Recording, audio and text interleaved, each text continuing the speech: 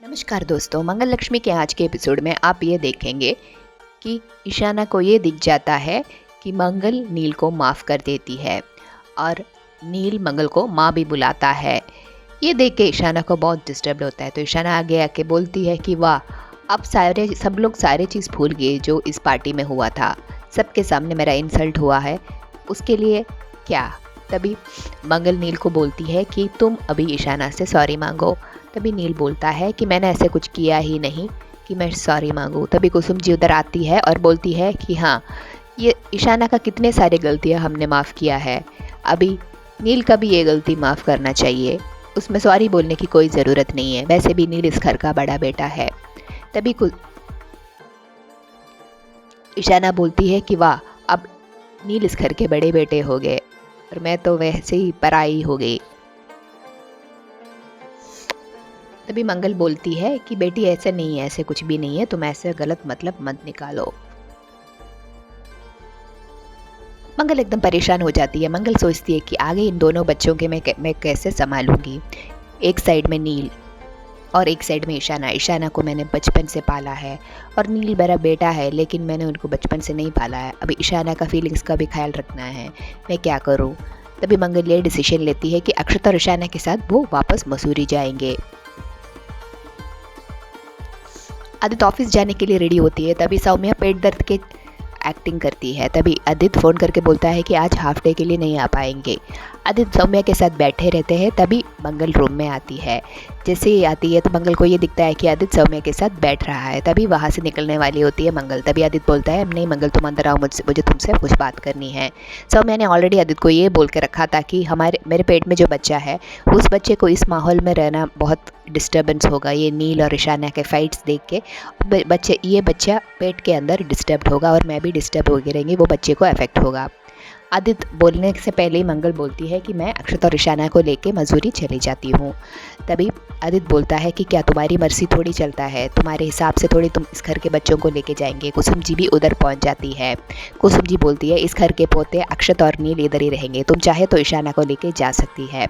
तभी मंगल बोलती है, नहीं, मैं जाऊँगी तो ईशाना और अक्षत दोनों को लेके जाएंगे। तभी आदित्य बोलता है, तुम अपनी मर्जी नहीं चला सकती, कभी कुछ कभी कुछ, कभी तुम अपना बच्चों को लेके जाने का डिसाइड करते हैं, क्या हम कुछ भी नहीं है क्या उस बच्चों का।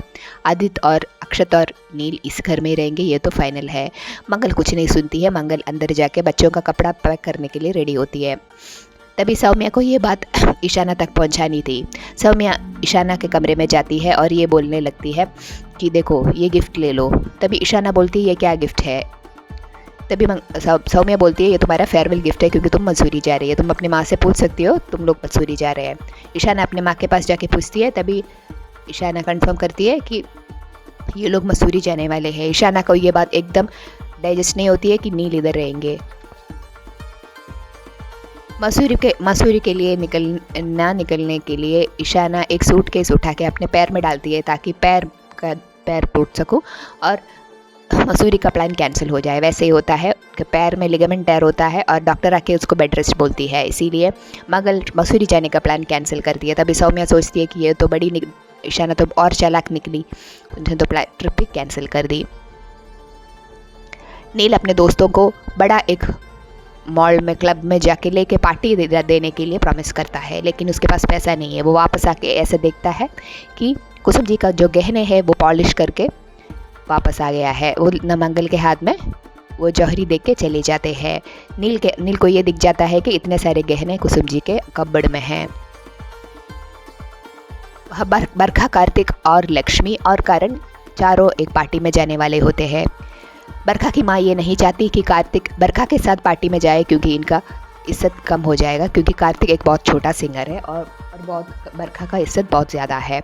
इसीलिए बरखा की माँ को पता है कि पीनट बटर से कार्तिक को एलर्जी है, इसलिए स्मूदी में पीनट बटर डाल के देती है और कार्तिक का हालत ख़राब हो जाता है। लक्ष्मी को ये पता चल जाता है कि वो स्मूदी के अंदर पीनट बटर है, इसीलिए वो दवाई लेके देती है और कार्तिक एकदम ठीक हो जाते हैं। उसी वक्त पे करण अपने दोस्तों के साथ वहाँ एंट्री मारते हैं और उनको ये दिखता है कि लक्ष्मी कार्तिक को ठीक करते हैं।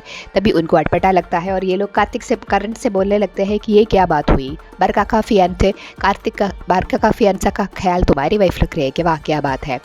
करण कपूर बोलते हैं, अभी हम कुछ पार्टी के लिए नहीं आ रहे, तुम लोग निकल जाओ। वो पार्टी पार्टी के लिए ये लोग नहीं जाते हैं।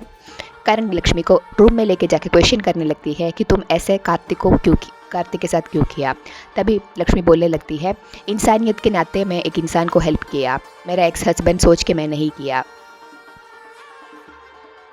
लक्ष्मी और कार्तिक का एक ही घर में रहना और क्या क्या नया हलचल क्रिएट करेगा। क्या मंगल अपने बच्चों के साथ मसूरी वापस चले जाएंगे? जानने के लिए हमारे चैनल के साथ इसी तरह जुड़े रहिए। और अगर आपको ये एपिसोड अच्छा लगा तो एक लाइक तो बनता है। और मंगल जो साड़ियाँ पहनती है वैसे ही साड़ी अगर आप पहनना चाहते हैं तो हमारा मीशो स्टोर ज़रूर विजिट कीजिए, लिंक डिस्क्रिप्शन में है। धन्यवाद।